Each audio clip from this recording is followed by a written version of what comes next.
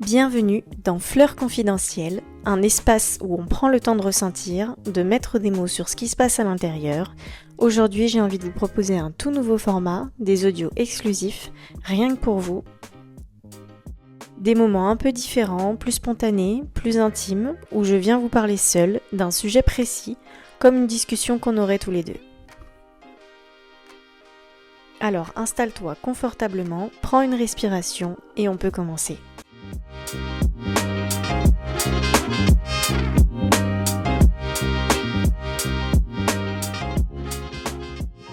Ici dans Fleurs confidentielles, aujourd'hui j'ai envie de parler d'un sujet et d'un sentiment qu'on n'ose pas toujours dire à voix haute. C'est ce fameux moment où tu te sens de trop. Pas forcément rejeté, pas forcément seul non plus, mais vraiment en décalage avec une situation ou un groupe ou un événement.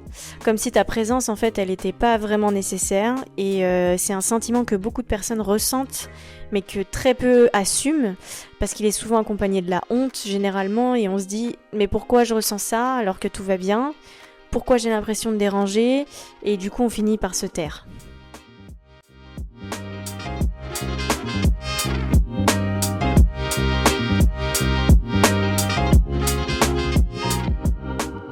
Moi, vraiment, je l'ai ressenti plusieurs fois, que ce soit dans des groupes d'amis, dans des discussions, même parfois dans ma propre famille. Ce moment où t'es là physiquement, mais intérieurement, tu te demandes si ta place, elle est vraiment légitime. Donc du coup, tu observes, tu parles moins, tu te fais discret. Comme si en fait disparaître rendait les choses un petit peu plus simples. Et en réalité, ce sentiment-là, il ne sort pas de nulle part, il est souvent lié à quelque chose de plus profond, le besoin d'être accepté, la peur de déranger, ou même le manque de confiance en soi, c'est souvent de là que ça part. Par exemple, quand t'es quelqu'un d'hypersensible, tu captes énormément de choses, énormément de sensations, tu vis tout à 200%, donc que ce soit les silences, les regards, les changements d'énergie, tu captes vraiment tout et parfois tu finis par interpréter. Souvent, par exemple, quelqu'un qui répond moins, qui te parle moins, tu te dis j'ai dû dire quelque chose ou j'ai dû dire un truc de trop. Ou alors un blanc dans une discussion, tu te mets mal et tu te dis que c'est toi qui mets mal à l'aise. On ne te pose pas de questions, on s'intéresse pas à toi. Alors du coup tu te dis je sers à rien, je suis pas intéressante. Alors que dans 90% des cas ce n'est pas le cas en fait.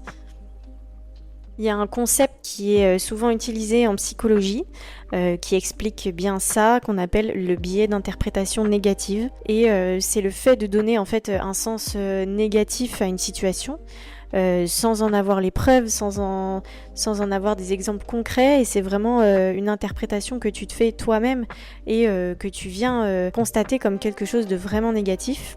Donc ton cerveau essaye de combler un vide et il choisit souvent la version la plus dure pour toi en fait.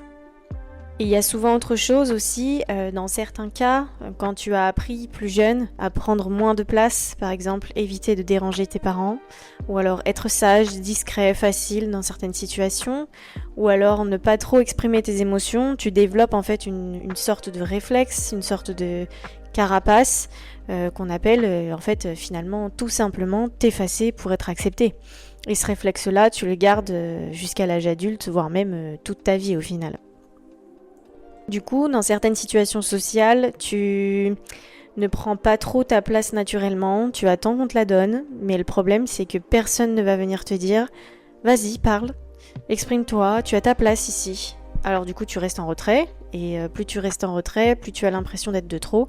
Et c'est là que s'installe un vrai cercle vicieux. Mais au final, il faut être honnête sur un point, c'est que parfois, et c'est même toujours le cas, tu n'es absolument jamais de trop. C'est juste que tu n'es pas au bon endroit. Et ça, c'est dur à accepter parce qu'on préfère souvent penser qu'il y a un problème avec soi-même, plutôt que de se dire « je ne suis pas avec les bonnes personnes ».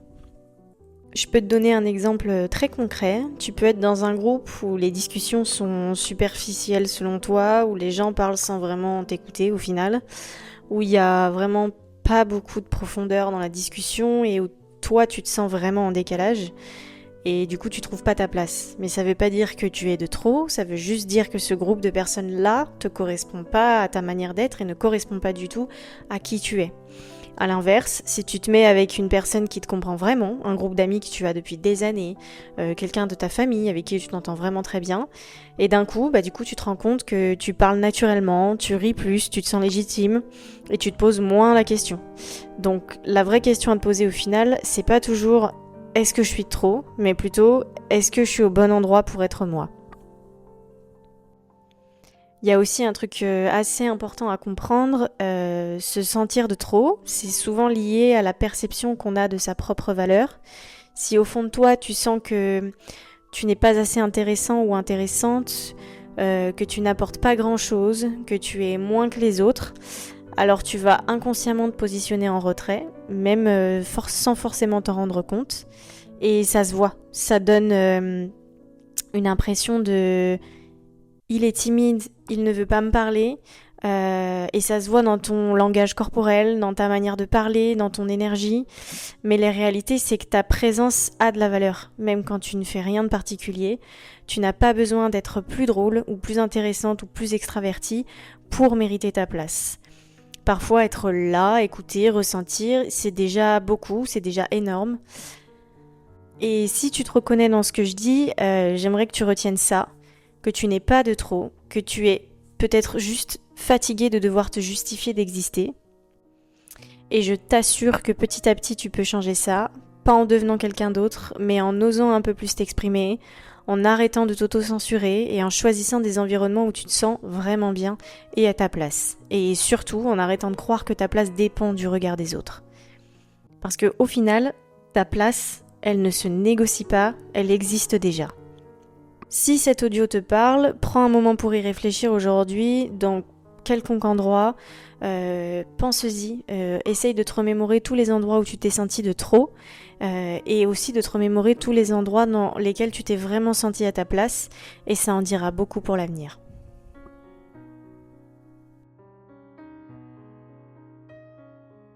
J'espère que cet audio t'aura plu et que tu y trouveras un sens et que tu verras les choses différemment maintenant.